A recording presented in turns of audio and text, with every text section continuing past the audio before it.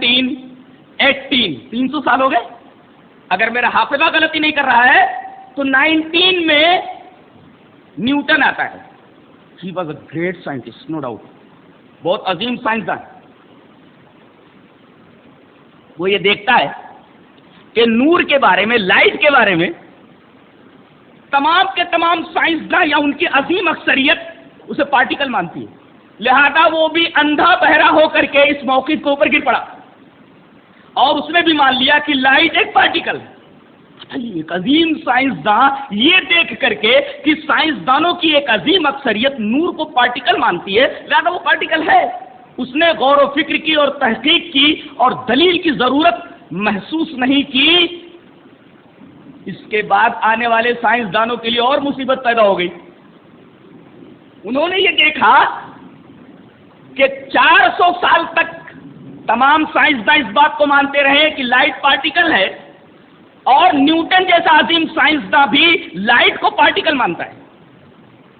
لہذا وہ بھی بیچارے انہی کے روٹ پر چلتے چلے گئے.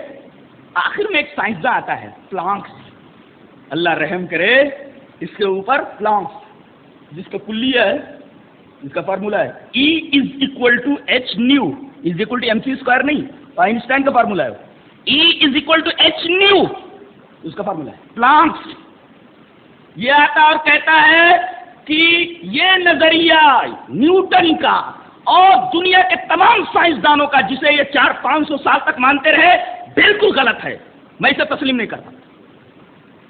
اس لیے کہ لائٹ فوٹون ہے، اور جب لائٹ فوٹون ہے، it is not a particle but it is a packet of energy. It is not a particle, it is a packet of energy. اور ثابت کرتا ہے، دلیل دیتا ہے کہ میں اسے پیکٹ آف انرجی مانتا ہوں. دلیل یہ ہے کہ پارٹیکل میں ماس ہوتا ہے، نور میں ماس نہیں ہوتا، اور ماس = W/G. یعنی اگر کسی کا ماس معلوم کرنا ہو، کمیت معلوم کرنی ہو، تو ویٹ کو یعنی وزن کو کشش ثقل سے ڈیوائڈ کر دیا جائے تو اس کی کمیت معلوم ہو جاتی. اس نے بدلائل یہ بات ثابت کی کہ روشنی، نور، یہ نیچر وائز پارٹیکل نہیں ہے. اگر یہ پارٹیکل ہوتی تو ماس ہونا ضروری تھا، اور ماس نہیں ہے، لہذا ثابت یہ ہوا کہ it is not a particle but a packet of energy. Proved. 400-500 سال تک ایک غلط نظریے کو لوگ گھماتے رہے، لوگ مانتے رہے، منواتے رہے، اور آخر میں ایک سائنسداں اٹھتا اور کہتا ہے کہ یہ غلط ہے. پوری دنیا کے لوگ اگر ایک بات کو مان لیں، ایک اسٹینڈ بنا لیں، اور اس اسٹینڈ اور موقف کے پیچھے کوئی مستحکم دلیل نہ ہو تو تسلیم نہ کیا جائے. اور یہ بھی سمجھ لیں کہ اگر کسی موقف کی طرف انسانوں کی عظیم اکثریت ہو تو یہ کثرت یا قلت یہ حق کا معیار نہیں ہے. حق کا معیار دلائل ہوتے ہیں، نہ کہ کثرت اور قلت. یہی بات قرآن حکیم میں کہی گئی ہے، وَإِن تُطِعْ أَكْثَرَ مَن فِي الْأَرْضِ يُضِلُّوكَ عَن سَبِيلِ اللَّهِ. اگر آپ ان لوگوں کی اطاعت کریں گے میرے حبیب جو دنیا میں بہت زیادہ ہیں، تو آپ دیکھیں گے کہ دنیا کی عظیم اکثریت تو میری باغی ہے، سے بغاوت کرنے والے ہیں، تو یہ تو آپ کو سیدھے راستے سے ہٹا دیں گے، گمراہ کر دیں گے. قرآن حکیم بھی کہتا ہے کہ قلت اور کثرت یہ صداقت اور حق کا معیار نہیں ہے. صداقت اور حق کا معیار دلائل ہوتے ہیں. لہذا کوئی بات علم کی روشنی میں مانی جائے، یعنی علم نام ہے ایسی چیز کا جس پر دلیل قائم ہو. یہ بات ثابت ہے. آگے بڑھیں.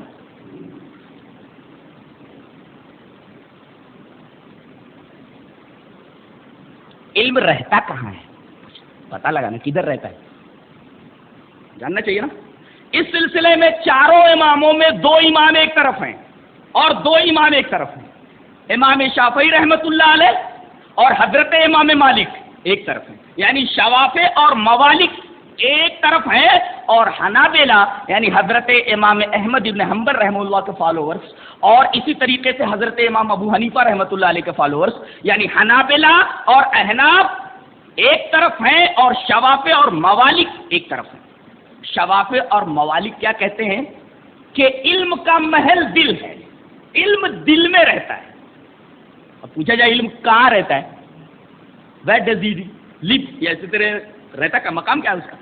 تو وہ کہتے ہیں کہ علم کا محل، علم کا مقام، علم کا مکان دل ہے۔ دلیل ان کی کیا ہے؟ اللہ نے فرمایا، دیکھو دلیل دے رہے ہیں، لہم قلوب لا یفقہون بہا، یہ ایسے لوگ ہیں کہ ان کے پاس دل تو ہے مگر یہ سمجھتے نہیں ہیں۔ گویا فقہ اور علم کا تعلق قلب سے بتایا گیا ہے، فقہ کا تعلق اور علم کا تعلق قلب سے بتایا گیا، لہذا ان کا یہ موقف ہے شوافع اور موالک کا کہ علم دل میں رہتا ہے، علم کا مقام دل ہے۔ حنابلہ اور احناف عقلی دلیل دیتے، کہتے ہیں کہ علم دماغ میں رہتا ہے، عقل میں رہتا ہے۔ ان کی دلیل یہ ہے کہ اگر کسی کے سر پر زور سے ڈنڈا مار دیا جائے تو اس کا علم گڈمڈ ہو جاتا ہے یا ختم ہی ہو جاتا ہے۔ یہ اس بات کی دلیل ہے کہ علم کا محل عقل ہے، علم عقل میں رہتا ہے۔ لیکن میں سمجھتا ہوں کہ دونوں اقوال کے درمیان تطبیق دی جا سکتی ہے، دونوں صحیح ہیں۔ کیسے؟ فرض کرو کہ ایک آب گیر ہے، آب گیر مینس تالاب، پونڈ، یا اسی طریقے سے ڈیم ہے، بند ہے، وہاں سے پانی سپلائی ہوتا ہے۔ ڈیم سے پانی چل کر کے خزان میں آ جاتا ہے، ٹانکی آب گیر سے چلا، ڈیم سے چلا، تالاب سے چلا اور ہمارے خزان میں جمع ہو گیا۔ تو یہ آب گیر، یہ تالاب، یہ سمندر دل ہے، اور اس سے نکلنے والا پانی یہ علم ہے، اور جو ہمارے خزان میں جمع ہو کر کے پورے شہر میں سپلائیڈ ہوتا ہے یہ ہے عقل ہے۔ تو دل سے علم نکلتا ہے اور عقل میں جمع ہو جاتا ہے۔ میں نے یہ تطبیق اس آیت کریمہ کی روشنی میں دی ہے کہ افلم یسیروا فی الارض فتکون لهم قلوب یعقلون بها، قلب اور عقل دونوں کو اللہ تبارک و تعالیٰ نے ایک ساتھ یہاں کہا ہے، اور لہم قلوب لا یفقہون بہا وہاں قلب اور فقہ کو ایک ساتھ ذکر فرمایا ہے۔ اس طرح دونوں آیتوں کے درمیان تطبیق ہو جاتی ہے اور دونوں مواقف کے اندر صرف نزاع لفظی رہ جاتا ہے۔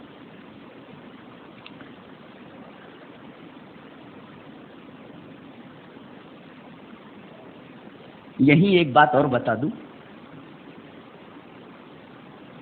عقل میں اور نفس میں کیا فرق ہے؟ عقل میں اور نفس میں کیا فرق ہے یہ بھی جان لیں، سرے راہ برسبیل تذکرہ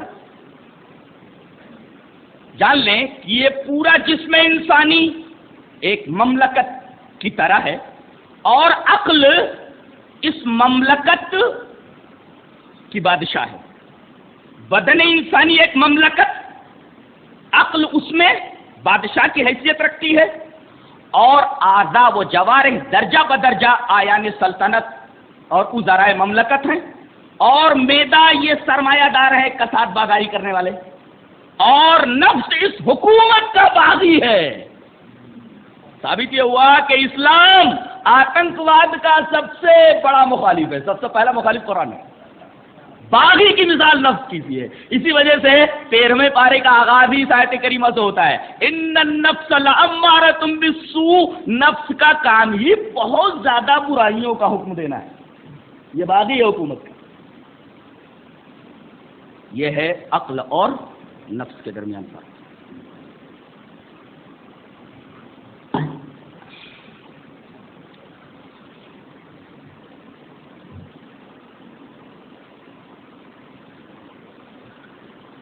ایک ہے علم، ایک ہے معرفت، اور ایک ہے ایمان۔ علم کہتے ہیں جاننے کو، معرفت کہتے ہیں پہچاننے کو، اور ایمان کہتے ہیں ماننے کو۔ ایک بات بولوں، ضروری نہیں کہ جس کے پاس معرفت ہو اس کے پاس ایمان بھی ہو، ضروری نہیں کہ جس کے پاس علم ہو اس کے پاس ایمان بھی ہو، تینوں الگ الگ چیزیں ہیں۔ دلیل اس طرح اللہ تبارک تعالیٰ ارشاد فرماتا ہے، الذین آتیناہم الکتاب یعرفونہ کما یعرفون ابناءہم وان فریقا منہم لیکتمون الحق وہم یعلمون۔ ایک ہی آیت کے اندر معرفت اور علم کو جمع کر دیا گیا ہے۔ اللہ تبارک و تعالیٰ نے فرمایا، ہم نے جن کو کتاب دی ہے، یعنی یہ یہودی، یہ شیاطین، یہ زمین کے بوجھ یہودی، جن کو ہم نے کتاب دی ہے یہ اس کو یعنی میرے نبی کو اس طرح پہچانتے ہیں جیسے اپنے بیٹوں کو پہچانتے ہیں۔ بتائیے لاکھوں میں باپ اپنے بیٹے کو پہچاننے میں غلطی کر سکتا ہے؟ قطعاً نہیں، پہچان لے گا۔ اللہ تبارک تعالیٰ نے وہی بات کہی ہے کہ یہ یہودی جن کو ہم نے کتاب دی، تورات کے حامل ہیں، یہ میرے نبی کو اس طرح پہچانتے ہیں، میرے نبی کی معرفت اس طرح ان کو ہے جیسا کہ اپنے بیٹوں کی انہیں معرفت ہے۔ یہ جاننے کے باوجود وہ ایمان لائے؟ معرفت ہے لیکن ایمان نہیں ہے۔